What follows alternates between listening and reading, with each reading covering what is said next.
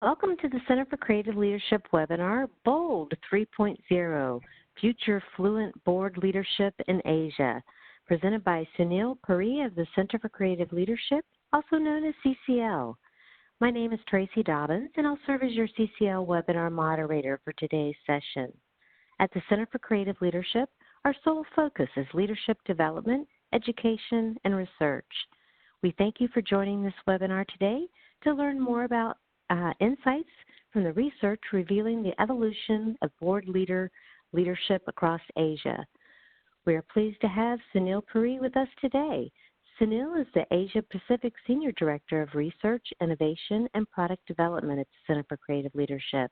He is a seasoned leadership and human capital researcher and thought leader with over 20 years of experience across large global organizations. Welcome, Sunil. Thank you, Tracy.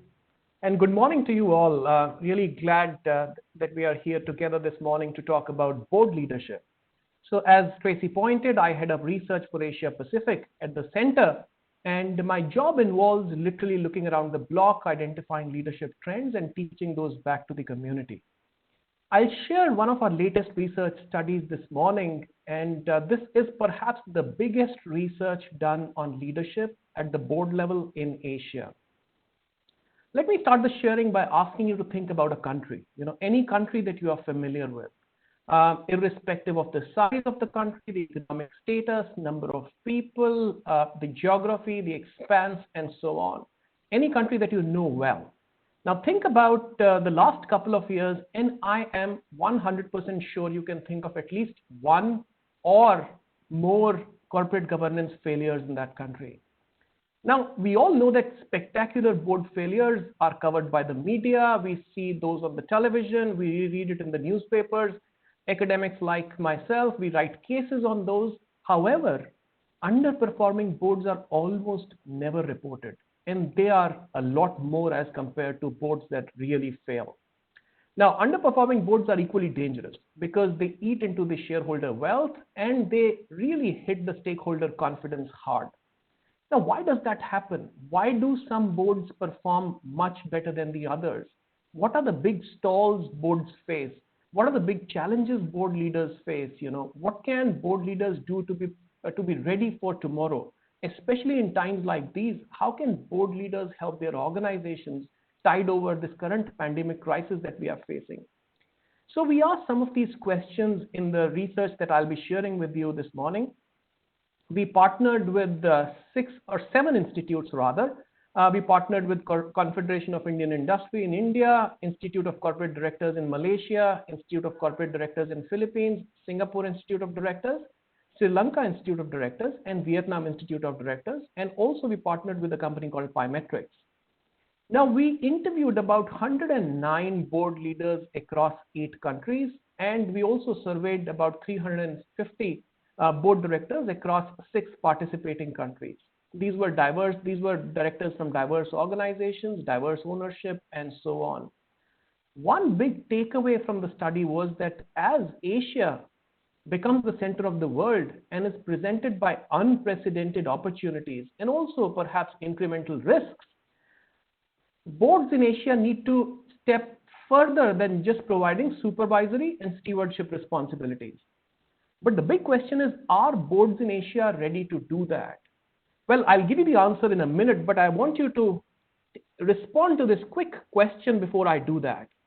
There should be a question on your screen asking you what do you think about the leadership at the board level?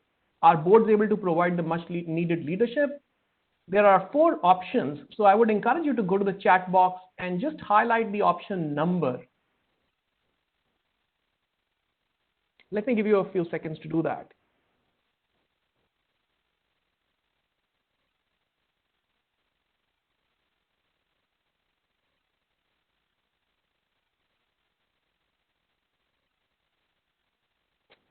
Okay, a couple of 2s and 3s, 1 or 2 4s as well.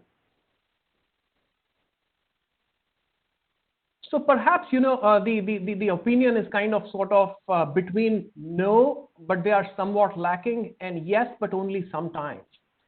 Now, our findings from the research were pretty much similar. But let me start the sharing by telling you what you already perhaps know and experience. Now, mostly mid to senior level executives with us this morning and board directors as well from different countries in Asia. And you have a tough role guiding your organization through already tough business environment and now complicated further because of this pandemic. So I could say that your role as you deal with the expectations and somewhat unrealistic expectations from the stakeholders is like driving in the middle of the night at 120 miles per hour in, let's say, a populated city in a developing country in Asia, Manila, Delhi, Bangkok, or Ho Chi Minh City. Now, it's a hard task. Think about the potholed roads, think about twists and turns on the road, bad lighting, add to this smog, add to this rogue drivers, and it's a recipe for disaster. And that's what we see when we look at several examples of organizations that were probably once ruling the roost, but at this point do not exist anymore.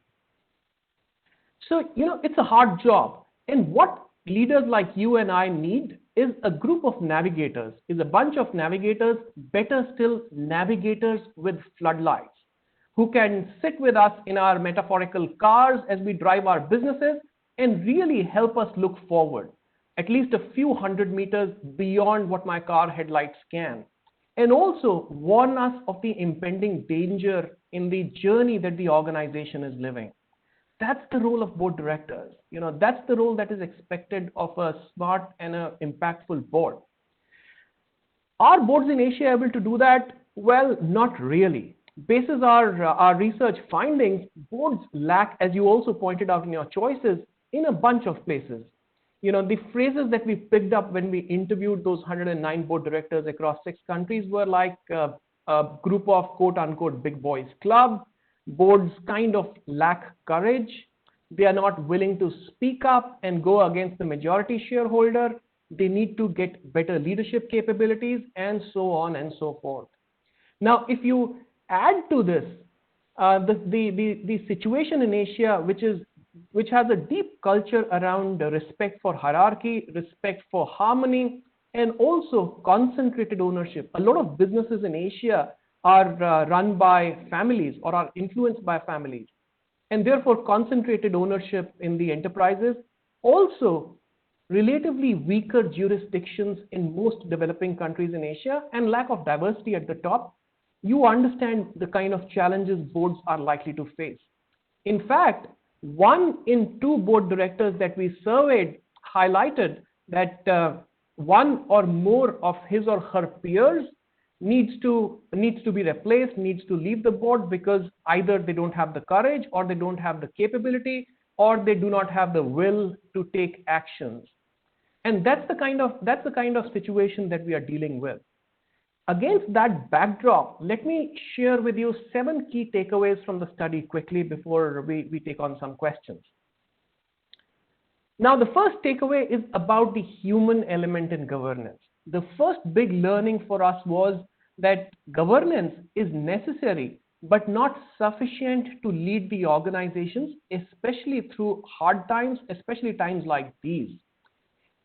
People in the boardroom, those 8, 10, or 12, or 13 board directors that you have in your organization, those are the folks that need to lead from the front and provide leadership to the organization. Now, we are not doing too badly at the governance level.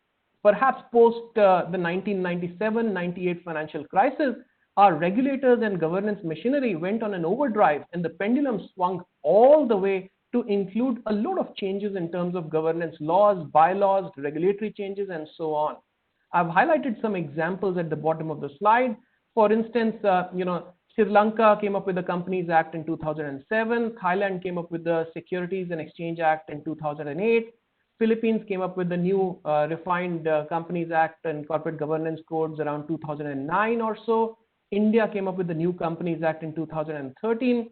Malaysia did the same in terms of refined corporate governance codes and Company Act in 2016 and 17. And then Singapore did the same in 2018 or thereabout. Last year, even Vietnam, that has traditionally lagged in terms of governance maturity, also took some steps to upgrade their corporate governance code and introduced what they call Decree 71.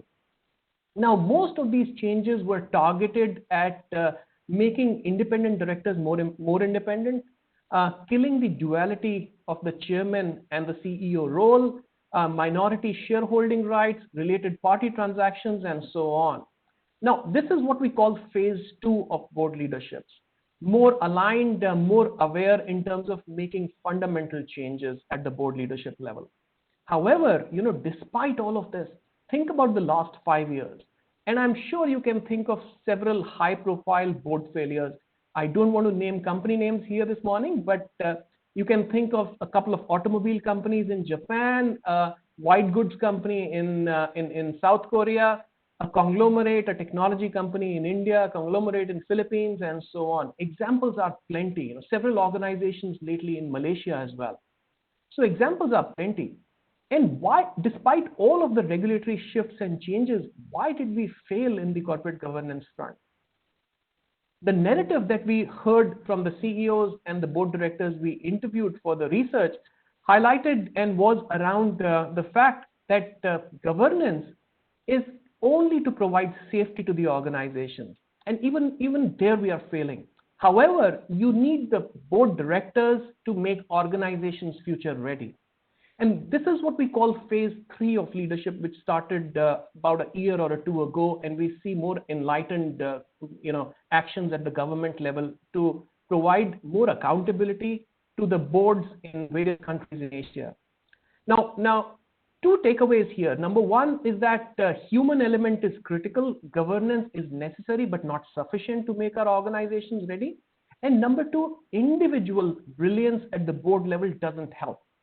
You need collective leadership to happen at the board level. And this collective leadership that is more committed, more accountable, more future ready is what we call bold leadership, is what we call phase 3 of the leadership.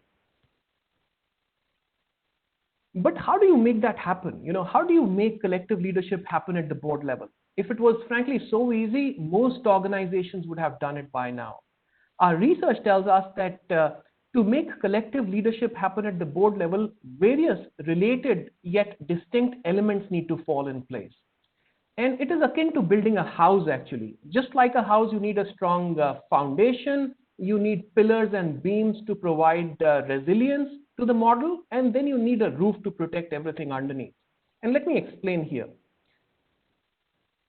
Metaphorically speaking, a leader or a board leader can only stand up where he or she sits.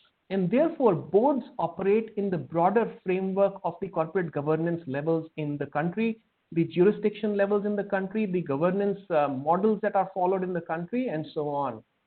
Now, particularly, the culture, the jurisdiction, and the governance models or the rules-based governance that we follow in Asia defines various elements of governance maturity, like corruption perception, like minority shareholding rights, quality of governance, quality of regulations.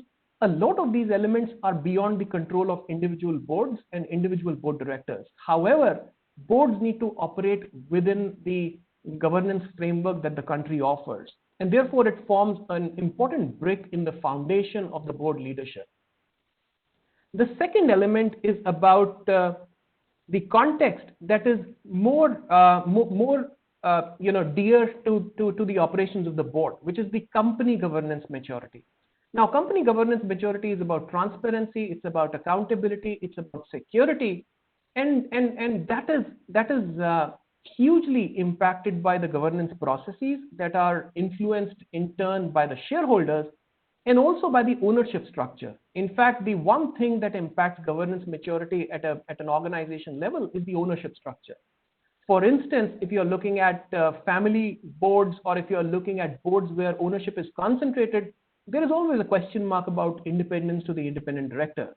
If you're looking at PE firms, there are often questions asked about the long-term view of the PE organization. If it is a Western MNC board, then there are question marks around how much flexibility the local governance body has, or do we look at the headquarters for all the answers?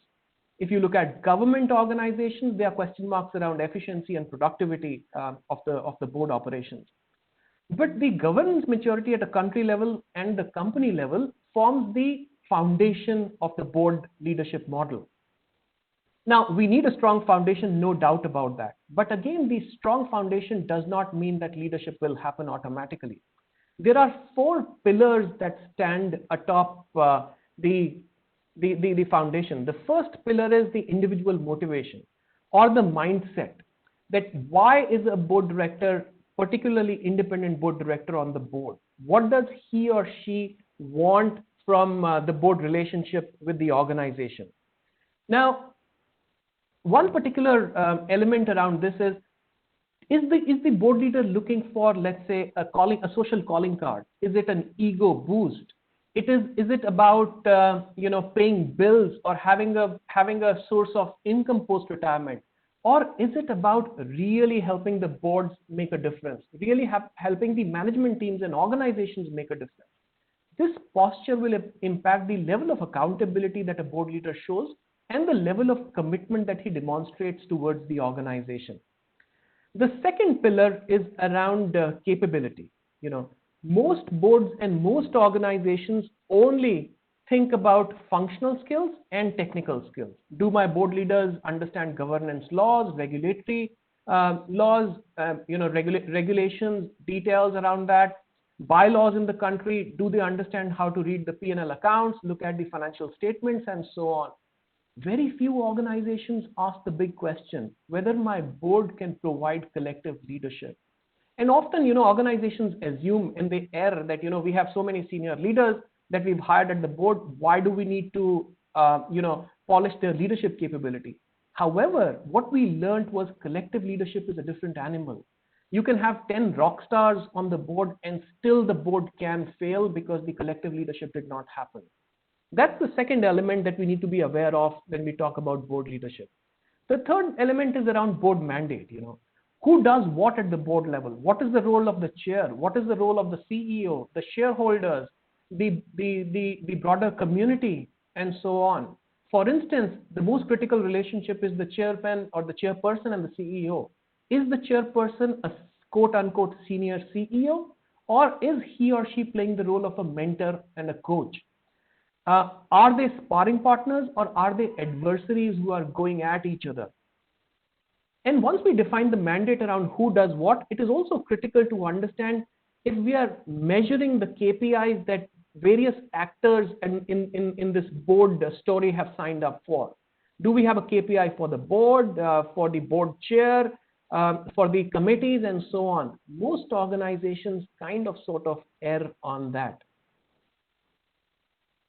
The fourth pillar is about board composition, and when I talk about composition, I talk about diversity, and here I'm talking about diversity more than just gender diversity. Yes, gender diversity is critical, but you need more diversity at the board level around skills, around generations, around experiences, educational backgrounds, around ethnicities, nationalities, and so on.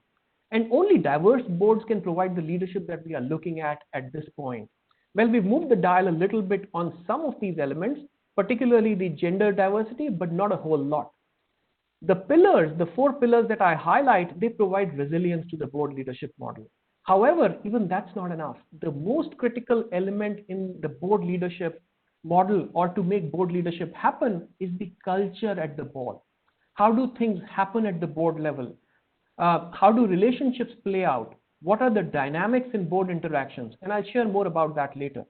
But one big takeaway from this is that board leadership, making collective board leadership happen, is complex, but it's not impossible. It can be done. We need to perhaps look at more than just capabilities, more than just getting rock stars on our board. We need to look at how can we make this group work collectively and collaboratively to take the organization forward.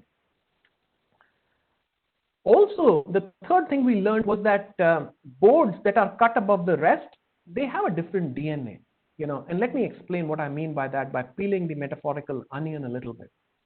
Now, at the core and fundamental level, all the boards are responsible for two things: supervisory responsibilities, supervising the risk profile of the organization, supervising the strategy, supervising the management teams on various operational aspects, and also playing the steward role on behalf of the shareholders. This is the core of the board, responsibilities, and this stays. However, boards that are cut above the rest do more than this. Sorry. They not only provide fiduciary responsibilities, they also look at strategic responsibilities, providing strategic direction to the management team, not owning the strategy, but providing the strategic direction based on their experience, and also looking at new frontier responsibilities like, innovation, sustainability, technology, and so on. And this is an area where most boards lack in terms of what they bring to the table. While providing these three elements of responsibilities, there are a few roles that boards must play.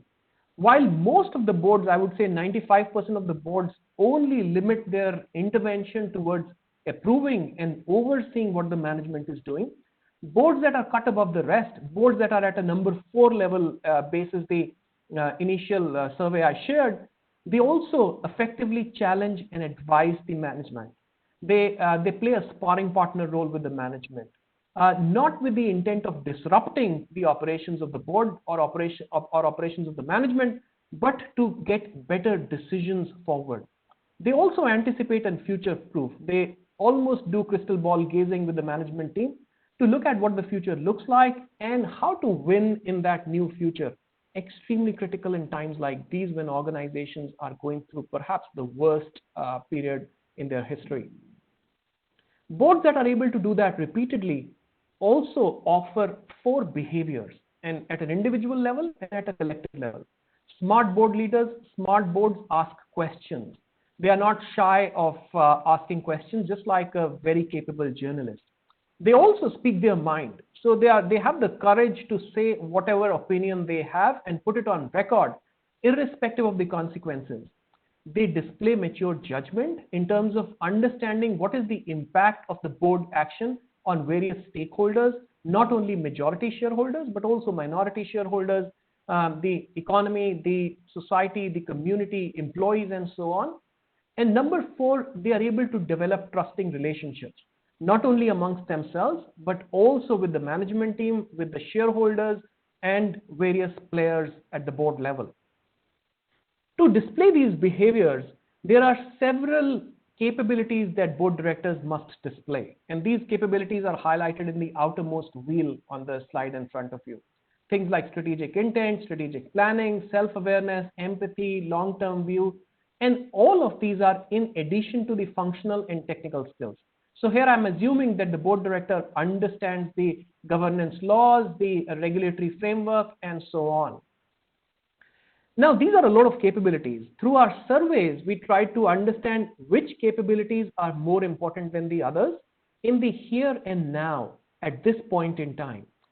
And the graph in front of you highlights critical capabilities and also highlights critical gaps.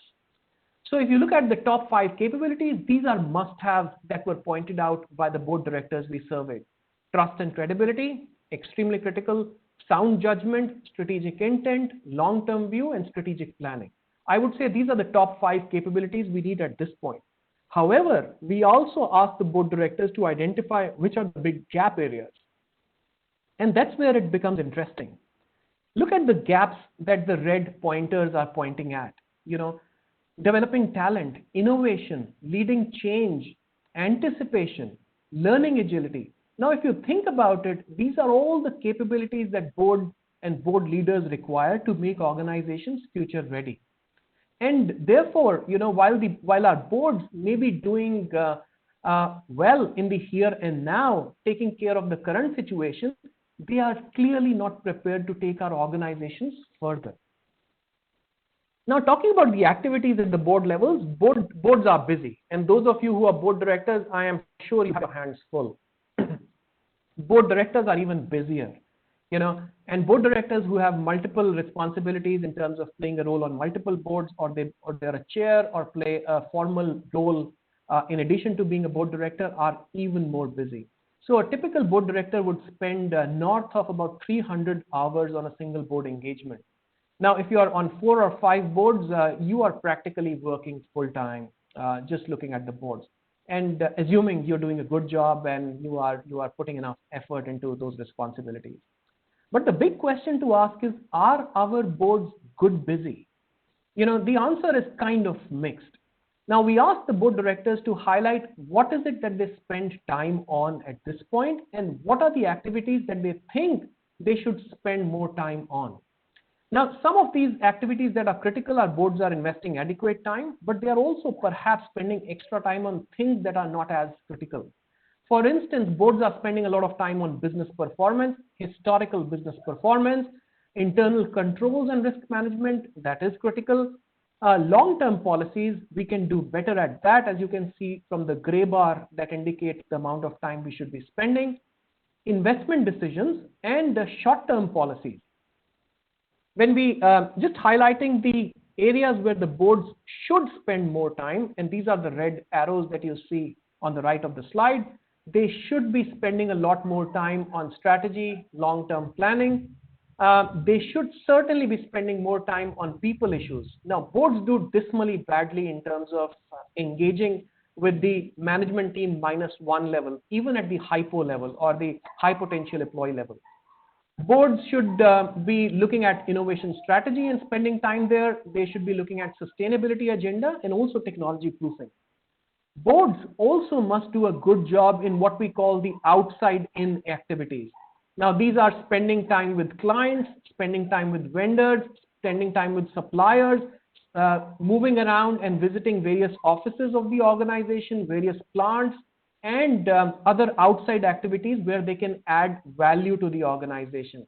Boards, again, do not do too well on those ones. And finally, boards clearly do not spend enough time on their own leadership capability development. Yes, I'm sure you've invited speakers to talk about artificial intelligence, blockchain, but I'm pretty certain that not a lot of you can respond in a resounding yes if I were to ask you that if you've spent enough time on getting collective leadership happen at the board level. Boards do not spend enough time on that clearly. So, talking about culture, which was the fifth finding, and the importance of culture. Now, when I look at board failures or when I look at organization failures, I often look at the board directors in that organization. And when I see big names, I ask, hey, were these people sleeping when all of this was happening under their nose? Or what were they smoking when all of this was happening? The answer lies in the culture of the board. I would say if there's one element that most boards need to fix, underperforming boards need to fix, it is the culture at the board level. And by culture, we mean a combination of 5 capabilities, 5 behaviors, and so on. And we call it a 4CT model. Number 1, boards must be able to collaborate, not only collaborate amongst themselves, but collaborate with the management, collaborate with the leadership team, collaborate with the shareholders, collaborate with other stakeholders. Board leaders must be committed not only at an individual level to prepare for the board meetings, which is the least they can do, but also to play a higher engagement role in various organization activities. They should be committed to the profession. They should be mentoring next generation board leaders. They should be committed to their own capability development, and certainly towards the responsibilities that they play at the board level or in the organization. Board leaders must be able to challenge each other. And by challenging, I do not mean speaking or talking over each other. I mean respectful dissent to arrive at the best decisions. And finally, board leaders should have the transparency, or as we call candor, to put their point across in the most honest and authentic manner. They should not worry about the implications because it can lead board directors into serious issues, especially independent board directors, if the organization fails. And finally, all of that comes together in the level of trust that the board has. Trust and belief in each other's capability, and also trust in the capability, authenticity, honesty, and the set of values of the management, of the shareholders, and so on. So these 5 parameters define the level of culture or the quality of culture, leadership culture at the board level. Now, good culture looks like decisions being taken, a healthy dialogue happening, the board chairperson inviting all kinds of views without a bias, organization taking decisions, organizations moving forward and doing well. Bad board culture is about politics at the board level. Bad board culture is about fractured board. Bad board culture is when a board leader receives a 400-page board pack one day before the meeting, which highlights that there's no trust that the management has on the board, and they do not want the board to look at the finer details. Bad board culture also happens when board leaders do not talk to each other or do not spend enough time with each other. Now, let me ask you, what kind of a board are you? And before that, let me highlight the flavors of boards that we see in organizations in Asia. So there are four kinds of boards that we see playing out in various organizations. Number one, rubber stamp boards, where decisions are taken at the board level without much conversation or without any conversation, and the board just rubber stamps whatever the management puts forth. We see this playing out a lot in boards, especially in boards where the shareholding is concentrated with a few. The second bucket is watchdog boards. This we see playing out in regulated industries, financial services, banks, and so on, where boards are just worried about compliance and regulation, and everything else is left to the management. As long as we do not mess up on the compliance front, everything is fine. The third bucket is the sparring partner board, where management and board wrestles on key issues to arrive at the best decision, not to create disruption, but to arrive at the best decisions. And number four, future fluent boards, where boards and the management not only wrestle with each other, but also the board helps the management look into the future, get the right level of resources to be ready for the future, take adequate risks to be ready for the future, and so on. Now, let me ask you, what type of a board do you see at play in your organization? And I have four options for you: rubber stamp, number two, watchdog, number three, sparring partner, and future fluent. And just like before, feel free to enter the chat window and highlight what kind of a board are you. I see a watchdog, I see a sparring partner board.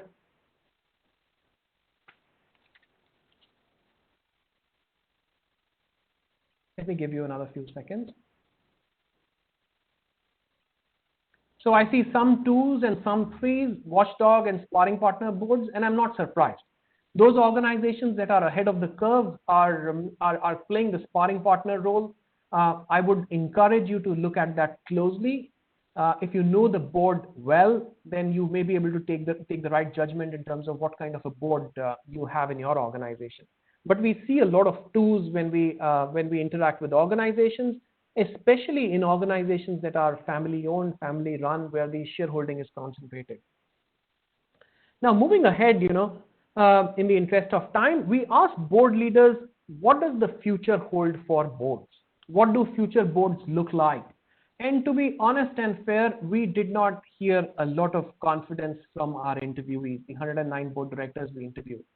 We heard that boards on the future may still be big boys club, quote unquote big boys club, a group of leaders who are there in their late 60s or mid 70s, trying to make a living post their regular income stream or post their retirement, and so on. However, we also heard from a subgroup of the interviewees that there are four areas that we may see change. The first one is the context in which the board operates, and especially critical now when the organizations are in a lot of pain. We also see a lot of shareholder activism happening in Asia. A few instances of shareholder activism in Malaysia in the last couple of months, if you've been following the news. We see we see regulators playing a much more demanding role. We shareholders playing much more demanding role. There is a lot more focus on sustainability agenda, environment agenda, technology agenda, and therefore the context in which the boards operate is changing. The second element where we may see change is composition. And again, without going into depth, we will see more diversity at the board level, much beyond gender diversity. The third area is around dynamics at the board level. So in the future, there will be shorter meetings, perhaps more meetings that happen virtually. And thanks to the pandemic, we are already seeing boards, conducting AGMs and meetings virtually at this point, over Zoom, over various collaboration platforms. Boards in the future will be smaller boards. And boards in the future will have board directors with shorter tenures perhaps.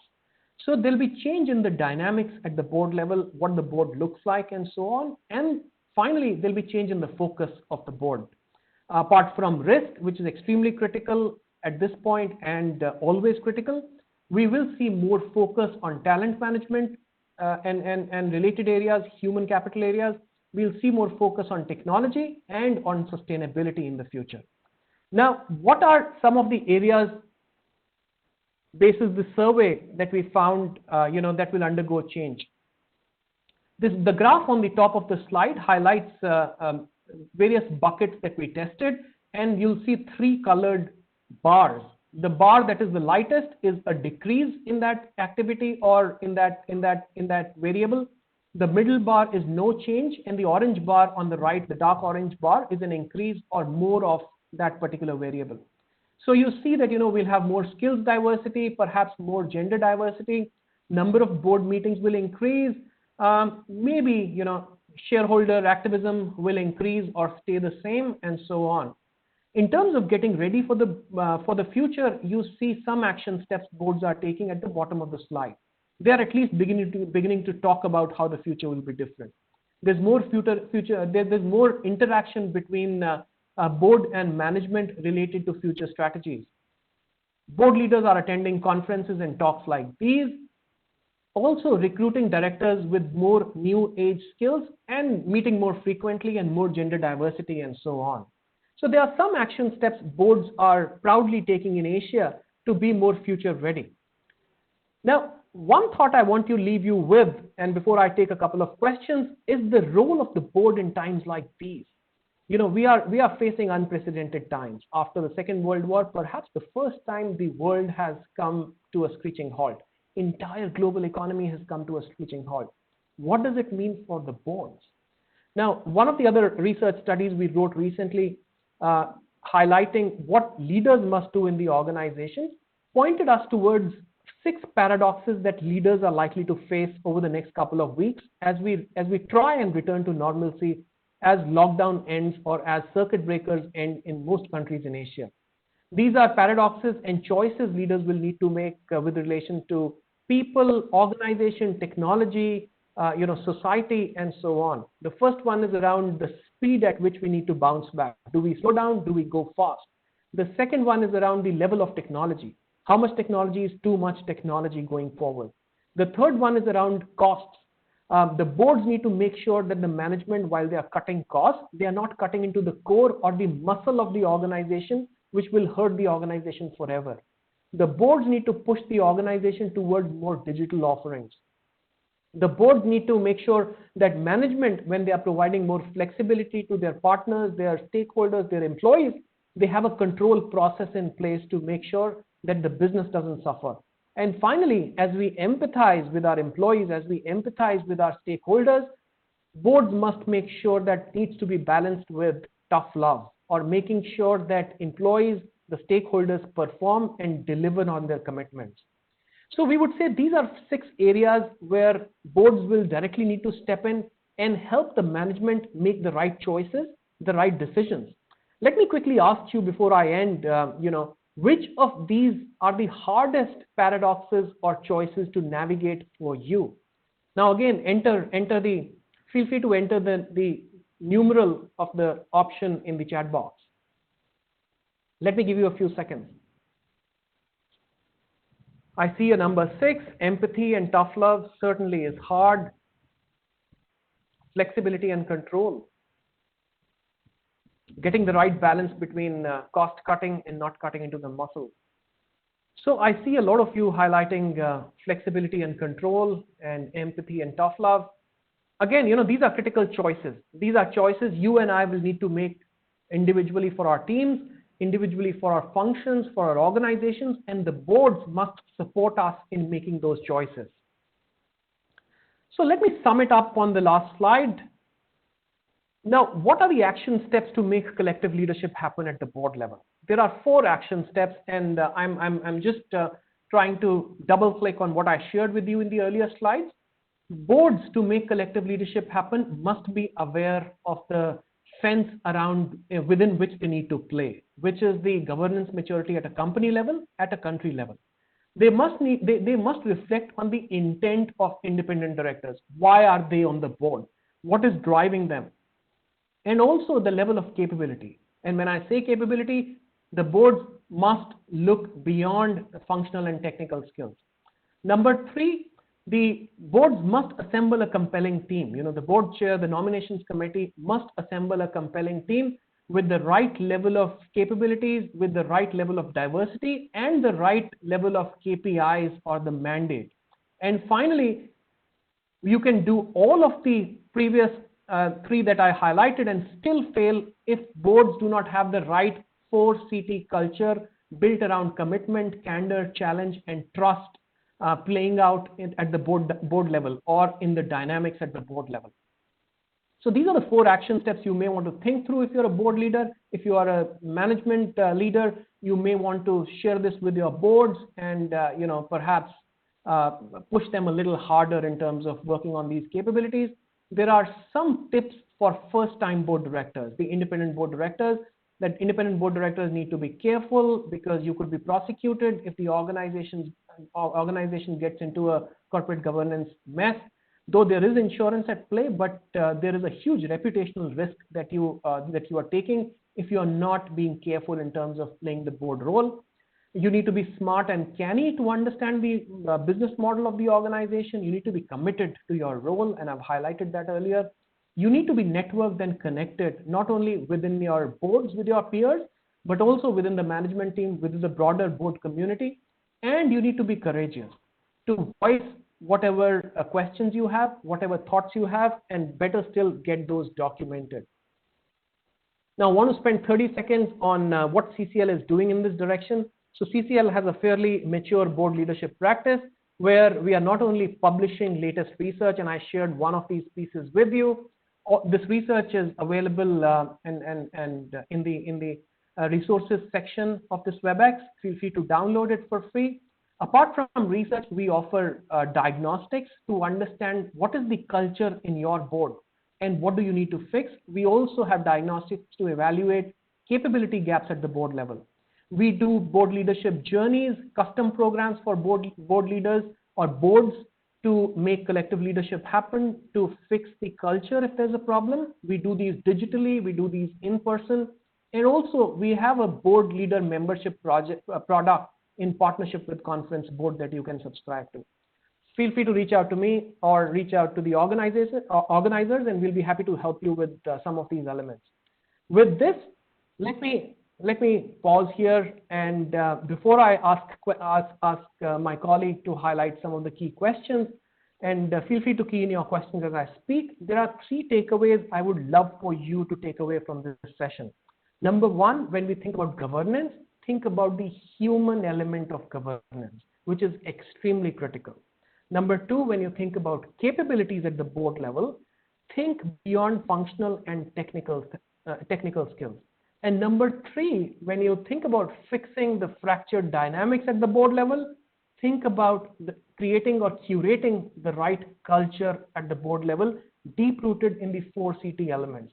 We owe it to our organizations. If you're a board leader here, we need to play that navigator with floodlights role that I highlighted earlier. If you are a management team leader, you need to make your boards accountable to help you, especially in these hard times. We owe it to our organization. Thank you. Let me get some questions and thoughts now. Tracy, over to you. Thanks, Sunil. Yes, we have a couple of questions coming in. Again, please just send those, direct them in the chat box and send it to all participants, and we'll get to as many questions as we can. First question from Maria. She would like to know, what are bold strategies that you think are helpful to management? So I'm guessing when you talk about bold strategies, you are talking about how leadership plays out at the board level and how does that work for the management. Now, you can go to the research that we've pointed you to, and there are 6 or 7 practices we've highlighted. And the bold practices are mainly around how boards in Asia that are cut above the rest are building the right set of capabilities. How, for instance, they are engaging with the management to create a compelling strategy. Because if you think about the strategy of the organization, the management solely is not responsible, and so is the board. It's not solely responsible because if board could write the strategy, then you don't need the management. And there's a fine dynamics at play related to that. We've also documented some leadership, bold leadership best practices around how boards are evaluating their performance, how boards are evaluating what are the incremental skills they need at the board level, how nominations committees are looking at getting the right combination of board leaders with the right diversity sets and so on. There are several case studies, Marina, that are pointed in the research study. Feel free to evaluate those. Those are in detail. You can share it with your board, and that should help you a lot. Thank you. Thank you. Question, how do you see the current pandemic situation and global slowdown changing things at the board level? Well, these are tough times for the boards and, for organizations, first of all. Most organizations that we spoke to in one of the other studies said that, they'll see a top line drop of between 25 and 75%. So imagine the pressure on the management to perform. And therefore, this is a time when the boards need to lead from the front. This is a time when they need to work closely with the management, the CEOs, and his direct reports.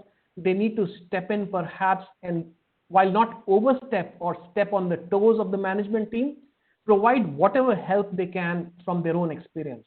A lot of our board leaders would have been through some such situations, maybe not a pandemic, but some such hardships in their careers, and they need to step up and advise the organizations appropriately. Also, this is a time when the spotlight is on the board, when there will be questions around how much is board contributing in terms of solving the hardest challenges that the organization is facing. You will be under a scanner much more than before. So this is a time to be extra committed, play a role that is extra accountable in helping your management team guide the organization out of this mess. Thank you. Non-independent and executive directors have a greater challenge of managing the balance between, one, taking an outsider holistic view, and two, bringing to the other boards the internal perspective of the organization. How should they navigate this challenge? Now, this is a tough one, and ideally, what you highlighted is the role that independent directors and executive directors should play. In some organizations, we also see a role called the lead director, and somebody who's leading the independent director group, and they kind of get the inputs from the independent directors and have an equal voice, or have one voice as they interact with the executive directors.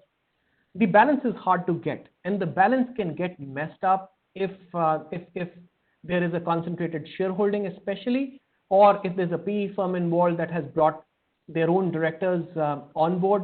And a lot of these directors, while they are independent on paper, are not independent in spirit. Now, I would say the one element or the one actor that can fix this is the board chair. Assuming the board chair is an independent director, assuming the board chair has the authority to get things done, the board chair can fix this dynamics if it is getting skewed in one direction or the other between the independent directors bringing the outside in views and the executive director bringing in the inside out views. Now, you need to get the right balance, and that is why we need independent directors in place. The chair can play a key role if you have a shareholder that is much more evolved and kind of has a rich view on governance maturity and maintaining the right governance standards in the organization. You will get the right balance. But we see this balance skewed in most of the organizations that we've interacted with.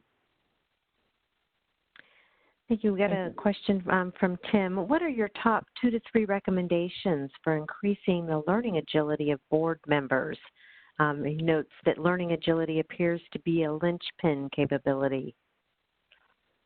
Yeah, a lot of these are behavioral issues or personality issues, I would say. And I say that with my tongue in cheek that board leaders, why board leaders are not learning agile is because of their ego. And maybe I'm overstepping when I say this. What we heard is that board directors, they are senior executives, they've held senior positions, they've been ex-CEOs, ex-CFOs, senior officials in the government, and when they step into the board, they feel they are know-it-all. Hey, I've seen so much in my career. Why do I need to be learning agile? I know it all. And sometimes it is also a function of unrealistic expectations from the organization. Hey, we've hired such a senior guy. Why does he or she need to learn continuously? And sometimes it's a function of ego. Sometimes it is a function of unrealistic expectations. Also, it may not be socially acceptable to go out and say, hey, I want to learn new things, because you are a senior executive, you are in your 60s and 70s, you know it all. And sometimes it is a genuine, constraint around the available time that the board director has. But, it's extremely critical that board directors get past this. And again, the role of the board chair is extremely critical. The role of board evaluation that is at play is extremely critical. The growth mindset, learning agility needs to be measured every 6 months or 1 year at least by an external party. And if there are serious gaps in there, then the board chair and the nominations committee needs to act. But again, as you pointed out, Tim, a lot of organizations are not able to get the right level of agility, learning agility at the board level, growth mindset at the board level.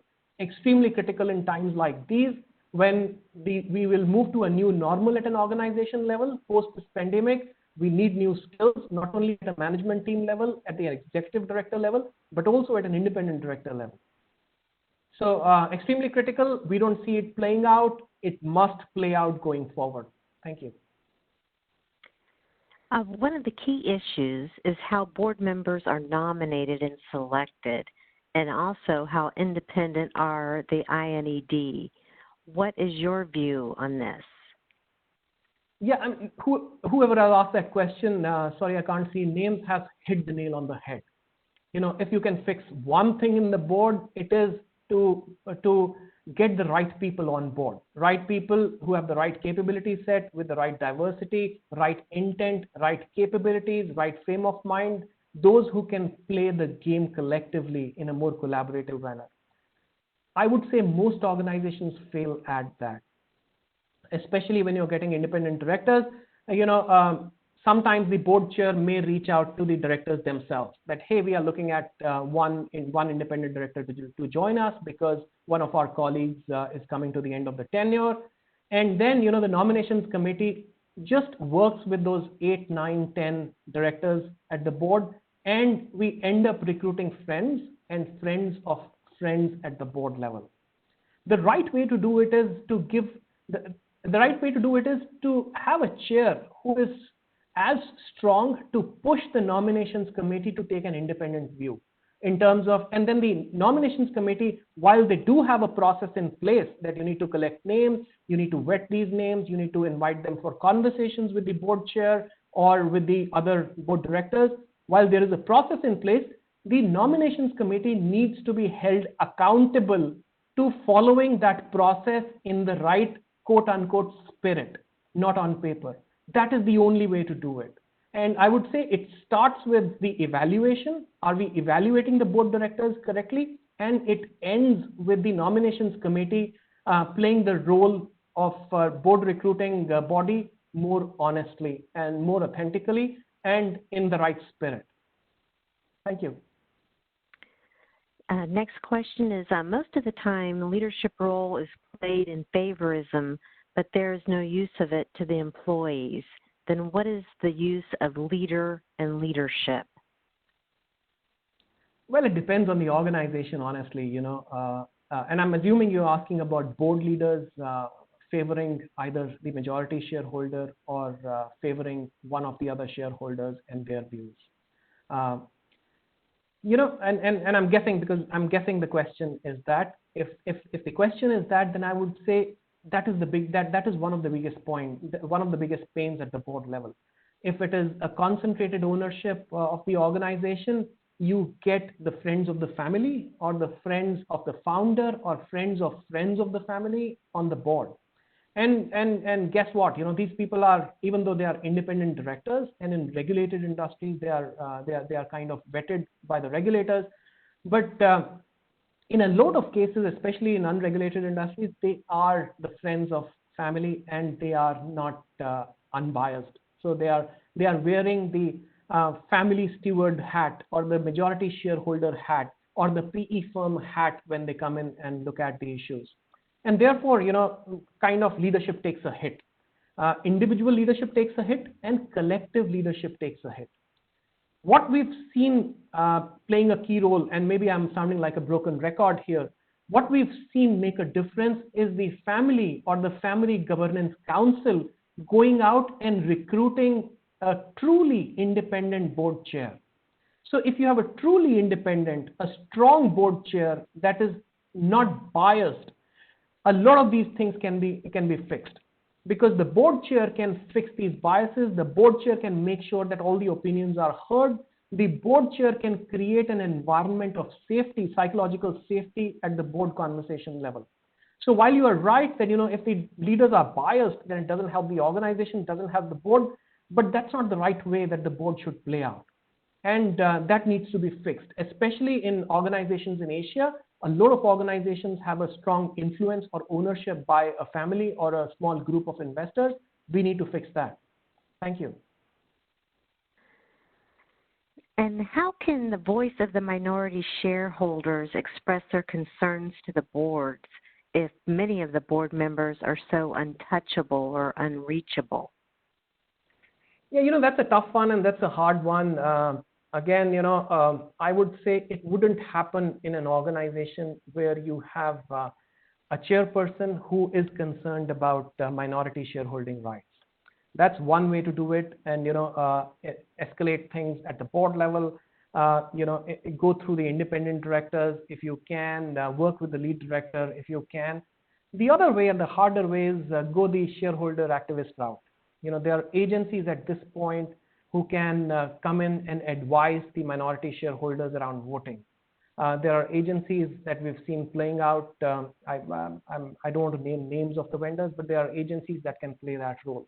So you can get an external agency in to advise on voting when new directors are being recruited, when critical decisions are being taken, and so on. But there is a right way to do it, and there is a hard way to do it. The right way to do it is you have the right set of directors in place, directors who have the right conscience in terms of looking at minority shareholding rights. The hard way to do it is, and we've seen that play out, especially in one of the organizations in Malaysia recently, a palm oil company that ran into serious issues, and the shareholders came together and they just took a stand, and it resulted in a lot of media coverage around shareholder activism. But that is the hard way to do it. So there's a right way and there's a hard way to do it, but it can be done. We've seen more instances of shareholders flexing their muscle in the last 2 or 3 years than what we've seen in the past 15 years. So shareholder activism is knocking on our doors. We see it at play in various countries in Asia. Albeit small, but that is likely to pick up pace as sustainability, as environment, as the minority shareholding rights come into the center stage, especially after the pandemic situation gets over. Thank you. Thank you. We have reached the end of our time here. I want to thank you, Sunil, for sharing the valuable insights from the research revealing the evolution of the board level leadership across Asia. I wanted to let all of our audience know that we will be sending out a follow-up email to you, which will include a link to the webinar recording and the BOLD report, as well as some relevant articles and leadership resources in times of crisis. We thank you for attending today. We will be pushing out an evaluation to you as you exit the webinar.